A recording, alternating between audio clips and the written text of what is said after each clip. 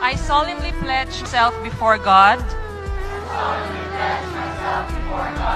and in the presence of this assembly to pass my life in purity and to practice my profession faithfully. I will abstain from whatever is deleterious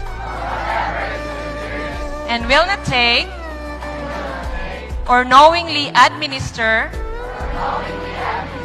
any harmful drug. I will do all in my power to maintain and elevate the standard of my profession, and will hold in confidence all personal matters committed to my keeping, and all family affairs coming to my knowledge, in the practice of my profession. With loyalty will I endeavor to aid the physician in his work, and will devote myself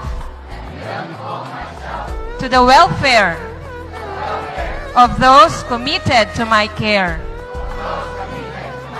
So help me God.